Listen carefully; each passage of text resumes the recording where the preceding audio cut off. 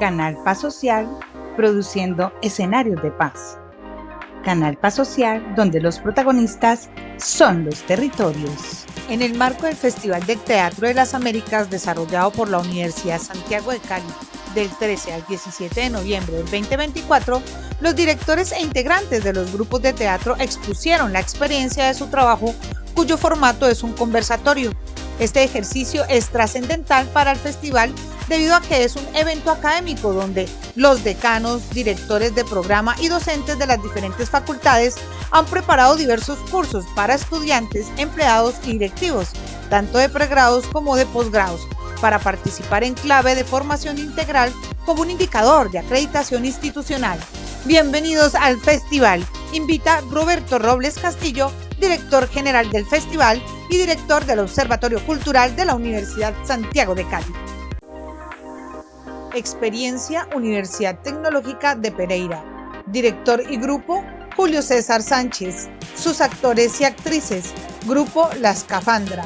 Obra Balada Infame. Sánchez.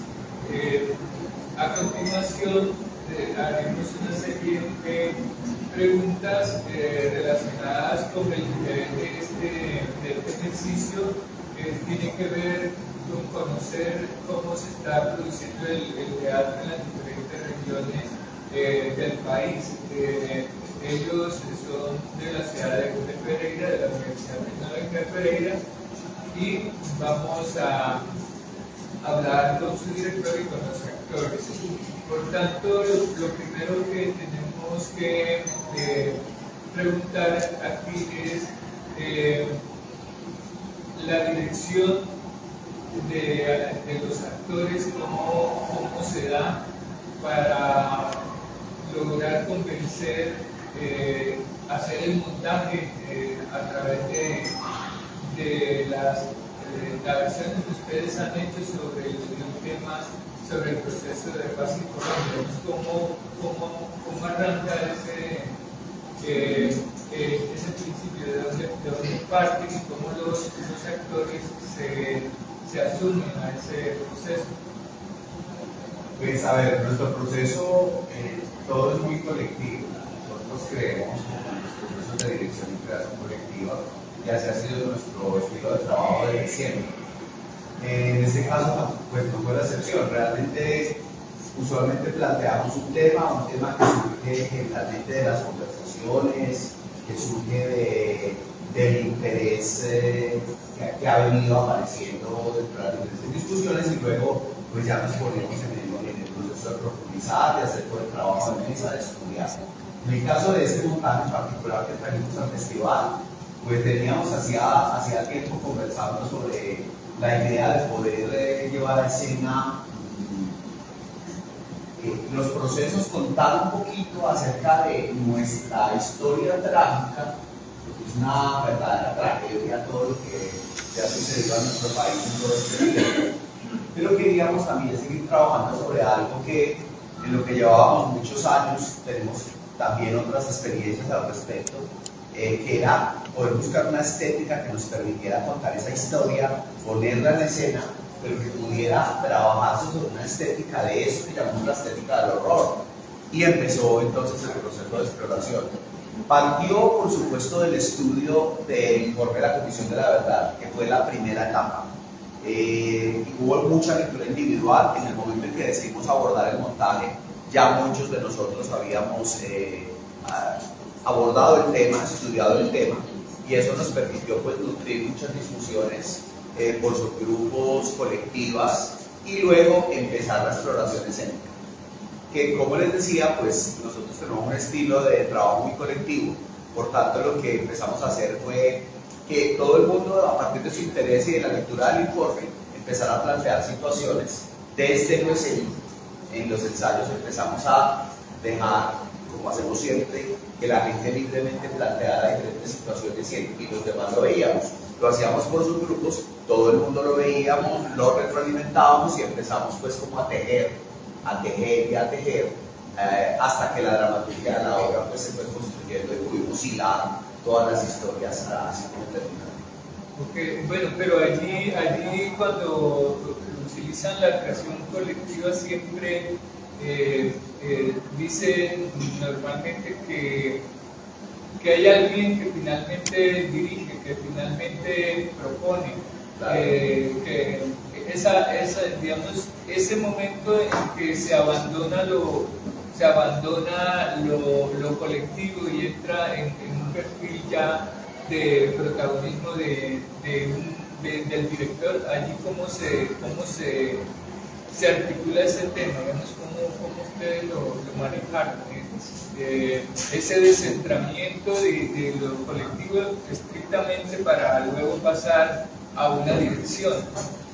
Sí, una vez que se surte esa primera etapa en la cual todo el mundo tiene la libertad de expresar, tanto en las discusiones en el trabajo de mesa como en las propuestas escénicas que hacemos en los ensayos, obvio, se sienta, usualmente también lo hacemos en grupo, es decir, se reduce a un pequeño grupo que coge todo lo que hay en la mesa, lo procesamos, lo articulamos y a través de diferentes discusiones logramos pues tratar de armar como un proceso donde unas personas trabajan una parte, otras personas trabajan otras, pero claro, al final siempre llega a la cabeza y ya digamos que vamos al trabajo solitario de la dramaturgia final, en donde casi siempre lo asumo yo, donde me siento y trato de organizar todo, siempre a la par del trabajo práctico, ¿no? Sí, porque eso nunca lo hacemos, pues, es decir, vamos desarrollando el trabajo dramatúrgico de escribir y de construir el texto. Yo sé que muchos grupos pues no lo hacen, pero nosotros sí tratamos de tener la disciplina de ir escribiendo para que en la parte final tengamos un texto escrito que nos sirva de guía, ya pues después de haber pasado por todo el proceso y por todo el filtro. Okay. Y en ese caso, ¿cómo funciona la creación colectiva referente a los derechos de autor? Por ponerlo en ese panorama, ¿cómo funciona? Pues no, nosotros realmente lo asumimos todo como colectivo. Estas obras que tienen textos originales nuestros, pues asumimos los derechos como colectivos. Sin embargo, nunca hemos hecho pues como el proceso legal de registro, que es una cosa que debería hacerse, claro. Pero no, nunca lo hemos hecho. Ya, ok. La otra parte tiene que ver, ya usted nos hablaba de la estética del horror. Nos gustaría que nos ampliaran más esos contenidos, desde dónde parten, cuáles son sus referentes estéticos, digamos, de dónde nace y cómo se articulan con ese género, ¿no? para socializar esta tragedia del pueblo colombiano.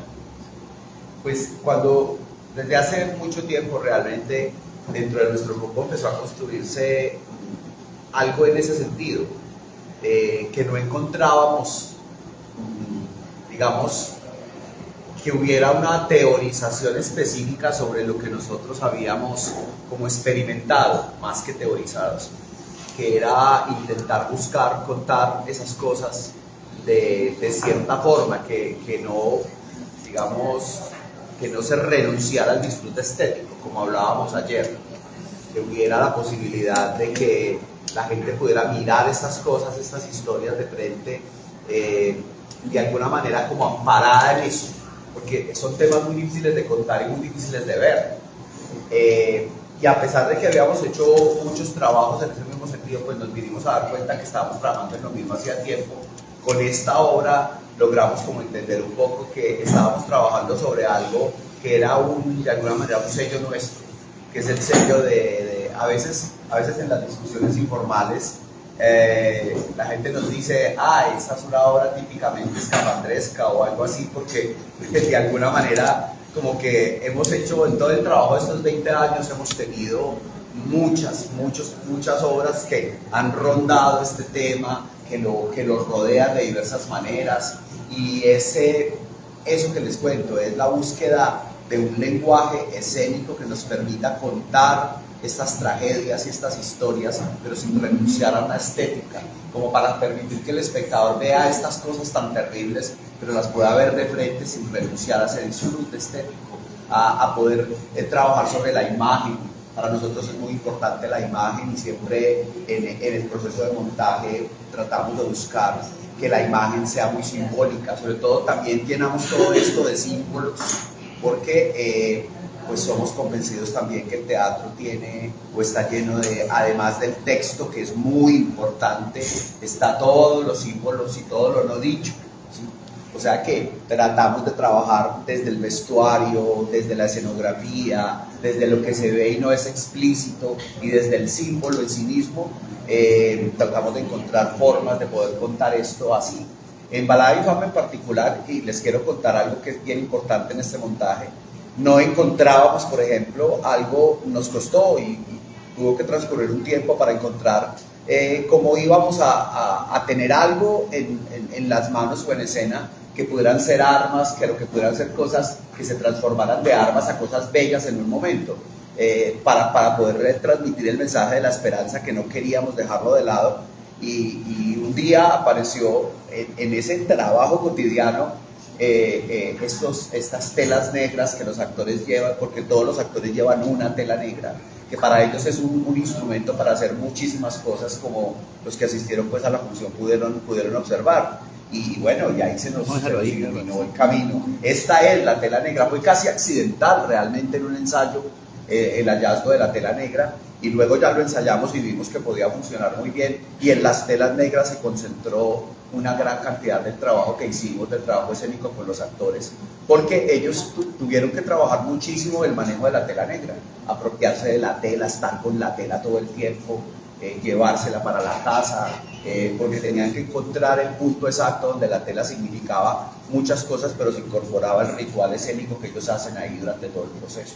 Muy bien. Al respecto de la obra en sí, que trabaja sobre el informe de paz, ¿cómo es esa relación precisamente con esa comisión? ¿Qué tanto se han acercado? ¿Cómo la comisión ha podido conocer del montaje y hasta dónde han llegado ustedes con esta memoria de este trabajo que tiene que ver con la memoria de la violencia en el país, y la Comisión de la Verdad en sus afanes pues por convertir el arte y la cultura también en una salida de paz? ¿Cómo ustedes cómo ha sido esa relación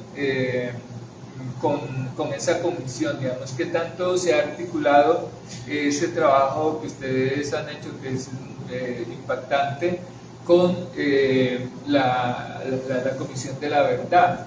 No, maestro, realmente no hemos tenido ninguna relación directa con la Comisión de la Verdad.